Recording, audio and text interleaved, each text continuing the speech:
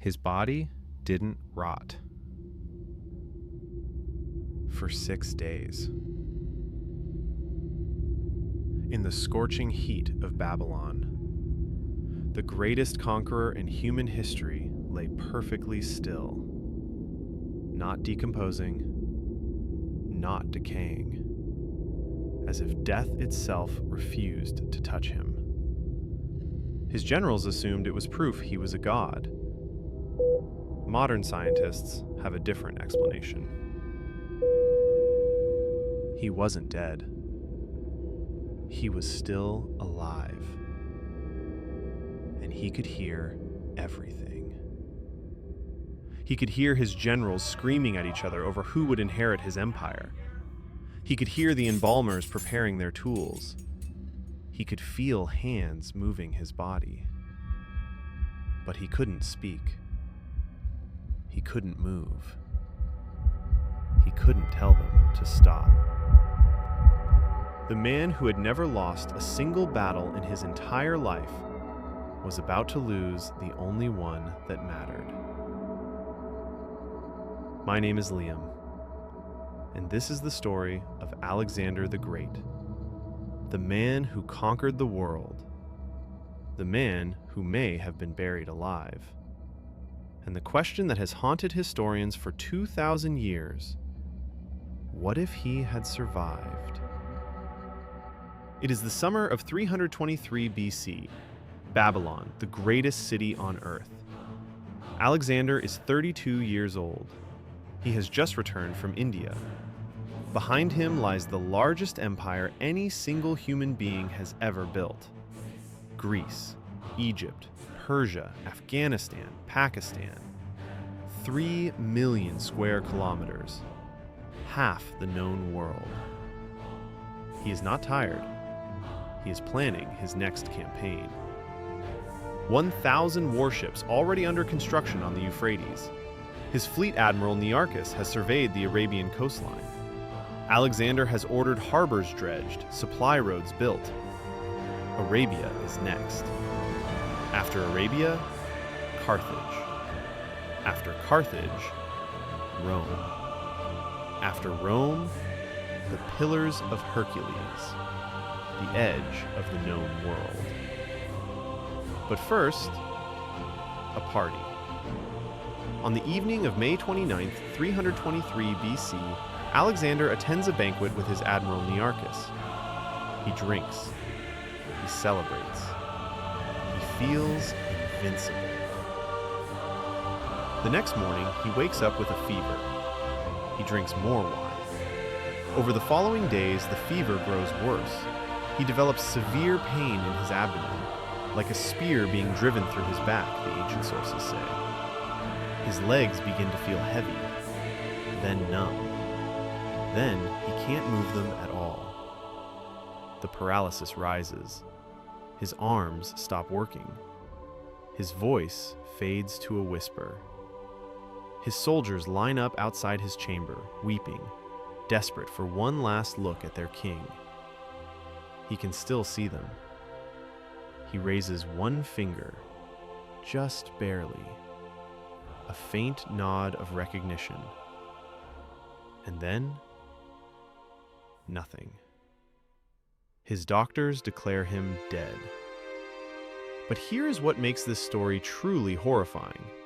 In 2019, Dr. Catherine Hall of the University of Otago published a medical analysis in the Ancient History Bulletin. She studied every recorded symptom of Alexander's final days: the progressive paralysis, the ascending weakness, the fact that he remained mentally lucid even as his body shut down, the fever that came after a bacterial infection. Her conclusion? Alexander almost certainly suffered from Guillain-Barré syndrome, a rare autoimmune disorder in which the immune system attacks the nervous system. It causes total paralysis. It slows breathing to almost nothing. Ancient doctors who had no way to check for a pulse would have seen a perfectly still, unresponsive body and assumed the obvious. But Guillain-Barré syndrome does not stop the mind. Alexander was almost certainly awake, conscious, trapped inside a body that would no longer respond to him. And the reason his body didn't decompose for 6 days? Because he was still alive. He was declared dead on June 11th. According to Dr. Hall, the actual moment of death came days later, from suffocation. Because when you can no longer breathe on your own, and there are no ventilators, no ICUs, no modern medicine, eventually your lungs simply stop. The man who conquered half the world died alone in the dark, unable to speak, unable to move, listening to his empire fall apart around him. Now, I need you to understand something. Because most people think of Alexander as a great general from ancient history, a statue in a museum, a name in a textbook. They don't understand what his death actually meant. In 323 BC, when Alexander died, Rome was not an empire. Rome was a small, struggling republic on the Italian peninsula, knee-deep in a brutal war against local Italian tribes. They had no legions capable of stopping what Alexander had. No military doctrine that had ever faced anything like a Macedonian phalanx. No general who had defeated a Persian king. When envoys from Rome sent gifts to Alexander in Babylon, he barely remembered which country they were from. That is how small Rome was. That is how big Alexander was. And here is what his historian, Diodorus Siculus, recorded about his plans. 1,000 warships, a military road stretching from Egypt all the way to the Pillars of Hercules, the conquest of Arabia, then Carthage, then Sicily, then the Italian peninsula. He had already sent reconnaissance missions to Arabia. He had already commissioned harbors along the Persian Gulf. The ships were being built. The men were being trained. This was not a dream. This was a scheduled invasion. And then he fell ill. And then his generals, men who had spent 30 years fighting at his side, immediately turned on each other. What followed is called the Wars of the Diadochi, the Successor Wars. 40 years of chaos as Alexander's generals tore his empire into pieces. Ptolemy took Egypt. Seleucus took Persia and Babylon. Antigonus took Asia Minor. Macedonia itself descended into civil war. And Rome? Rome watched. Rome learned. Rome grew. Because no one was left to stop it. But what if someone had been? Let's say the night of May 29th goes slightly differently.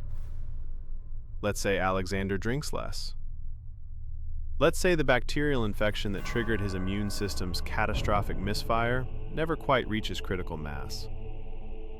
Guillain-Barré syndrome is, in many cases, survivable. With rest, with time, with the kind of stillness that Alexander the Great had never once allowed himself in his entire life. He gets worse, yes. His fever climbs.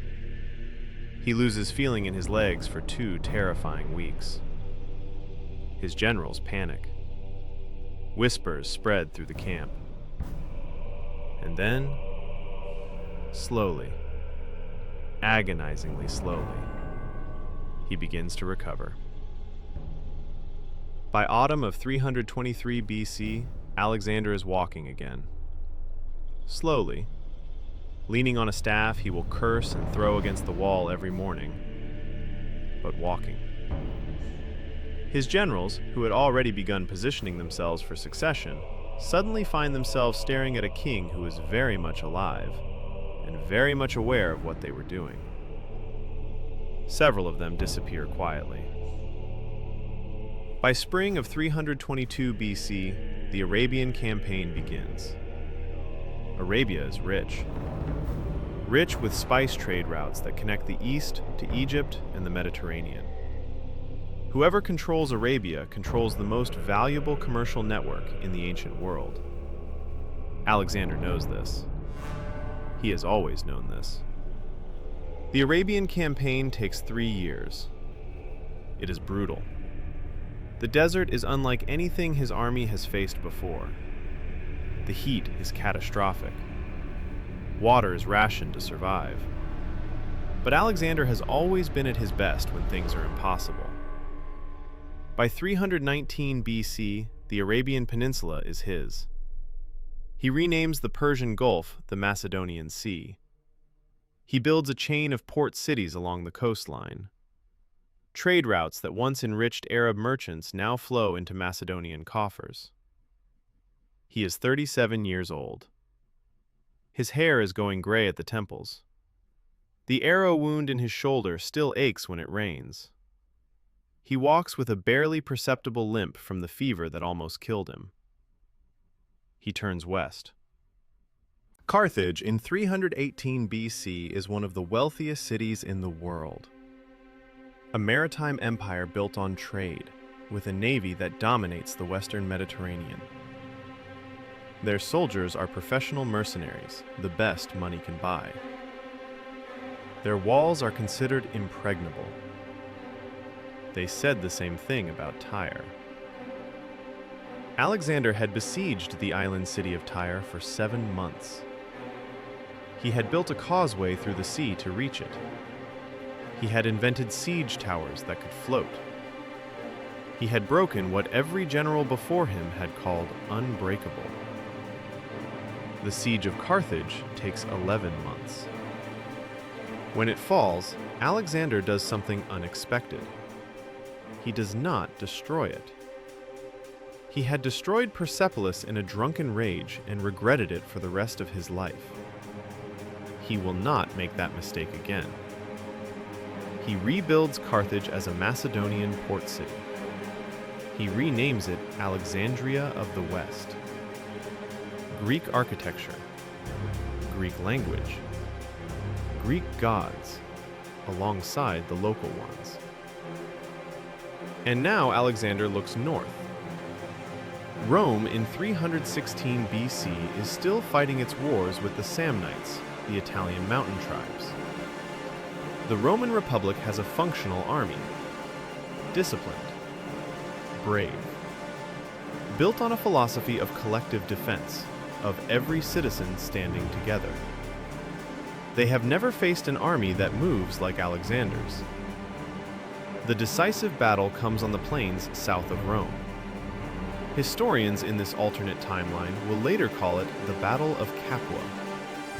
Alexander deploys the Macedonian phalanx on the center, 16-foot sarissa spears creating an impenetrable wall of iron. His companion cavalry, the finest horsemen in the ancient world, sweeps around both flanks simultaneously. The Romans fight with extraordinary courage. They always do. But courage against a phalanx is like courage against a wall. The Roman center collapses. The flanks are surrounded. Rome does not fall in a day. It takes 2 more years of guerrilla fighting in the Italian hills.